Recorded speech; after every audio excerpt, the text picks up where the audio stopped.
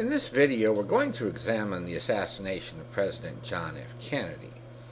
As we do this, I'm going to show you things from a different perspective than you've probably ever seen before.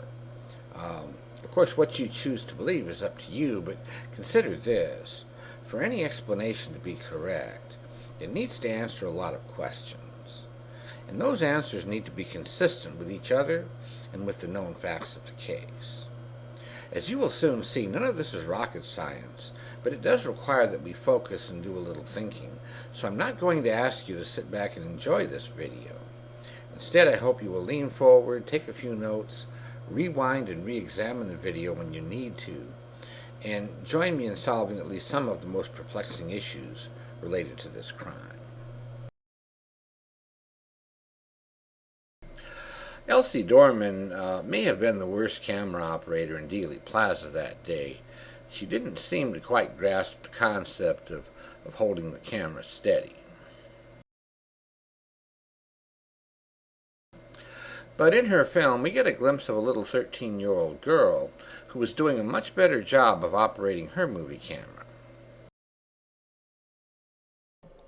Her name was Tina Towner, and that brings us to the first question we'll be trying to resolve.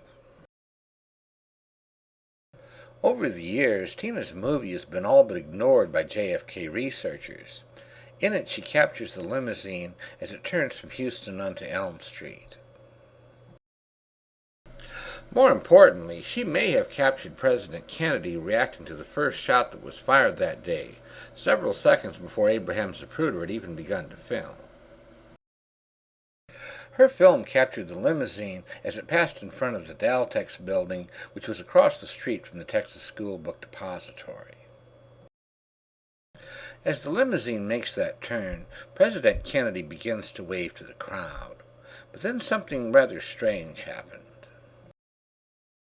He starts to wave to the crowd, but then within half a second, he pulls his hand back and balls it into a fist.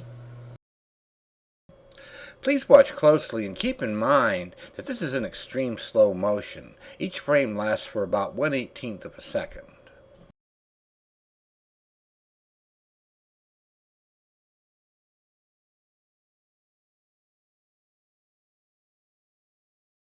And then something else happened that was pretty strange. The film was damaged, and approximately 7 frames were destroyed. It was during those 7 missing frames that President Kennedy fell sharply to his left. Because the frames were deleted, we aren't able to see it happen, but we can easily see him straighten back up. And this is not an optical illusion. Compare President Kennedy's motion with Jackie and the other people in the car. He's the only one who reacts this way. Okay, so JFK starts to raise his right hand to wave to the crowd, but then suddenly he pulls it back and balls his hand into a fist, and then he falls sharply to his left, and then he straightens back up. There had to be a reason for that. There had to be a cause. According to Gary Mack at the 6th Floor Museum, Tina Towner said that no one in her family knows when or how those frames were destroyed. So if Tina's family didn't damage the film, then it must have happened while it was in the FBI's possession. Over the years, I've examined every available film to try to find one that would give us a better look at JFK's reaction then. I almost found it in the film taken by Robert Hughes, which also captured the limousine as it made that turn onto Elm Street.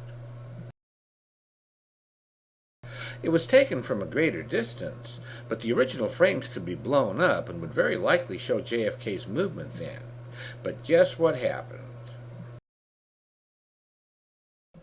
The film was damaged at exactly the same point in time that Tina's film was damaged.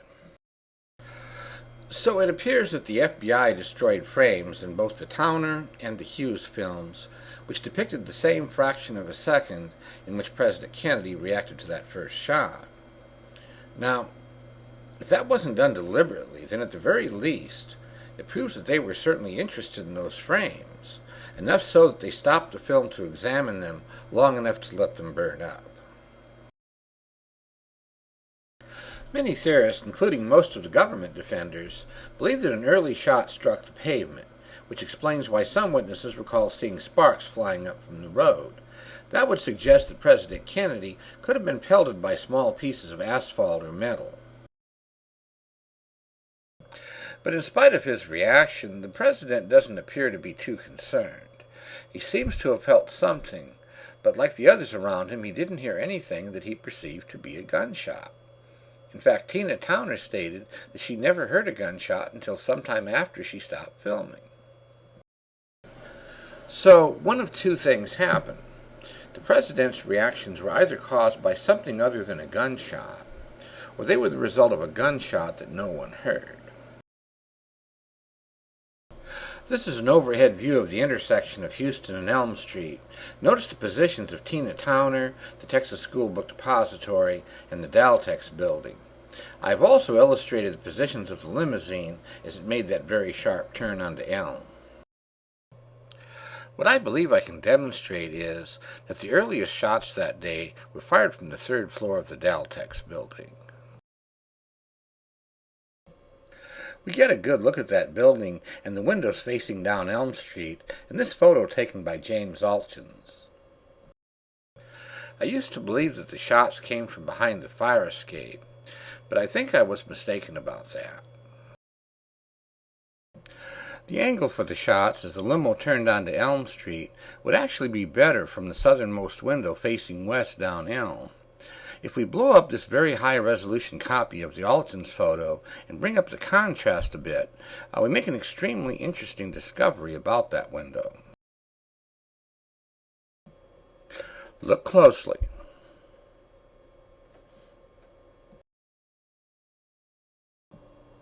Part of that window has been broken out.